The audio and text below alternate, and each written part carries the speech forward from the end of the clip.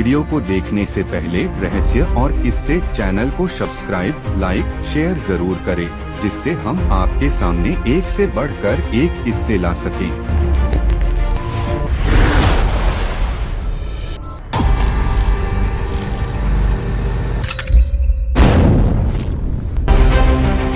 बालक कारिक की जुबान से ऐसी मीठी बातें सुनकर चरवाहों ने उन्हें प्रेम भाव से उनकी धर्म यात्रा के लिए विदा किया। कहते हैं, जब कारिक महाराज आगे बढ़े तो उन्हें रास्ते में एक पाखड़ का पेड़ दिखा, जिसे जोगिन रैना मैना ने अपनी योग माया से उस पेड़ को सुखा कर दी थी और वहां पर नाग नागिन को भी छोड़ रखी थी, जिसके कारण उस रास्ते किसी भी यात्री को वहां पहुंचने पर मृत्यु हो जाती थी।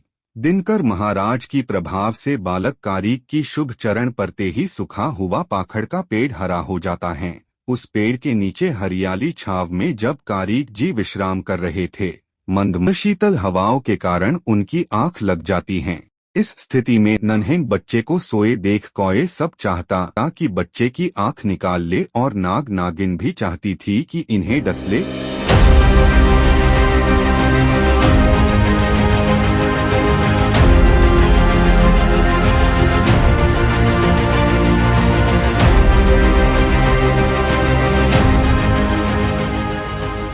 बालक कारिक जी गहरी नींद सो रहे थे, लेकिन सुरक्षा के तौर पर दिनकर महाराज उनका चौकीदारी कर रहे थे। कोई भी पशु पक्षी और जीव जंतु बालक कारिक जी के करीब पहुंचने में नाकामयाब रहे। कौआ और नाग उनका कुछ नहीं बिगाड़ सके।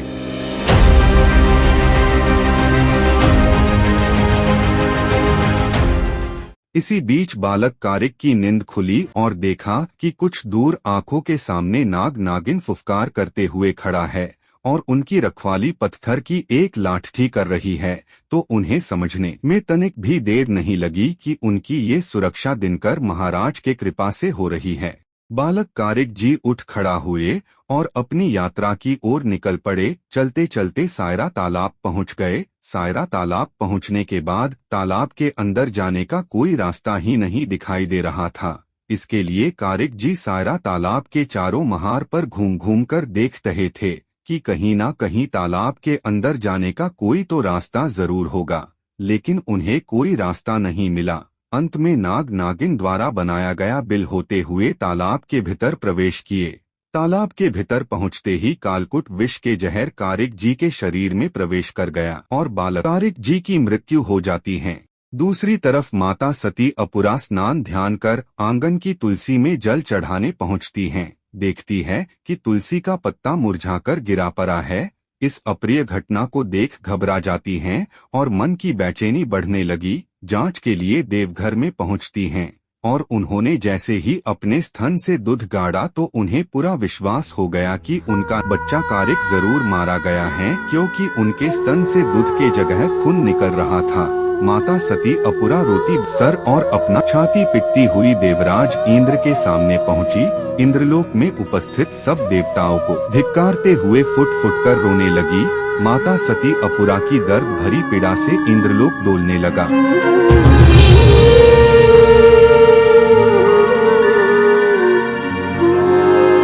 इंद्र भगवान कुछ पल के लिए सोच में पड़ जाते हैं। उनके हिसाब से पृथ्वी लोक पर 5 हिस्से हैं, जिनमें 4 हिस्सों में भूत प्रेत और कुल देव देवी का वास है। बाकी एक हिस्सा जिसने में केवल देवता लोग ही वास करते हैं, साथ उसी हिस्से में सती लोग भी वास करती हैं। समझ में नहीं आता पृथ्वी लोक में कौन ऐसा शक्तिशाली प्राणी है जो देव रूपी सती को भी घोर विपदा में डाल सकती है, जिसकी पीड़ा से इंद्रलोक डगमगाने लगा है। इस बात की जानकारी के लिए देवता ब्रह्मा, विष्णु, महेश की आपसी बैठक होती है। सब देवों की विचार विमर्श के बाद यह निष्कर्ष निकला कि दिन भर की घटना की जानकारी दिनकर जी और रात भर की घटना की जानकारी चंद्रमा जी के पास रहती है। इस बात की जानकारी के लिए देवों ने दिनकर जी को बुलाए और कहते हैं कि जब तक माता सती अपुरा की नवजात बालक कारिक महाराज जिंदा वापस नहीं आता, तब तक माता सती अपुरा की सत और ममता की प्रभाव से इंद्रलोक हिलडोल कर तहस नहस हो जाएगा। सब देवताओं के आदेशानुसार इंद्रदेव ने 500 गरुड़ को कारिक महाराज के शरीर से विष निकालने के लिए सायरा तालाब भेजते हैं।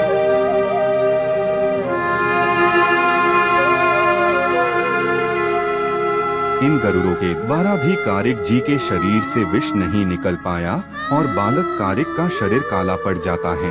अंत में विष्णु भगवान ने अपनी सवार वाली गरुड़ को कारिक जी के पास भेजते हैं। उनके पहुंचने पर कारिक जी के शरीर से पूरा विष निकल जाता है और बालक कारिक जीवित हो जाते हैं। साथ ही सैरा तालाब का जल भी निर्मल हो जाता है।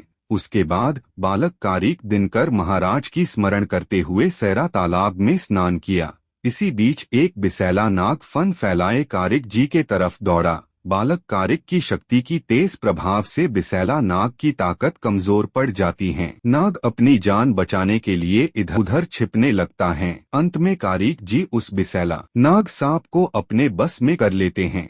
स्नान कर सैरा तालाब से निकलते समय बीच जाट के पास से कमल का फूल लेकर वापस अपना गांव परौल लौट जाते हैं। वापस लौटते समय रास्ते में जिन व्यक्तियों को जो भी समस्याएं थी, सभी को उनकी समस्याओं से मुक्ति दिलाते हुए अपने गांव परौल पहुंचते हैं। परौल बासियों से किया गया सभी वादे भी पूरा करते हैं। परौल बासी बालक कारिक की शक्ति प्रभाव से काफी खुश थे। सैरा तालाब स्नान लौटने के बाद 8वें दिन दिनकर जी कारिक महाराज के सामने प्रकट हुए। दिनकर जी कारिक महाराज को आदेश देते हुए कहा कि वो कामुर देश जाए। कामुर देश जहां सभी लोग डायन जोगिन की जोग माया से ग्रसित हैं।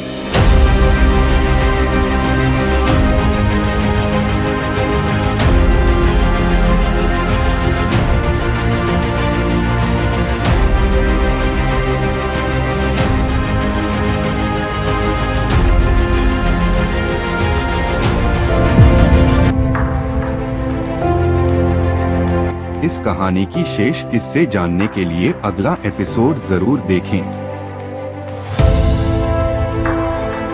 इस किस्से से जुड़ी कोई भी जानकारी हो तो हमें जरूर बताएं। नमस्कार।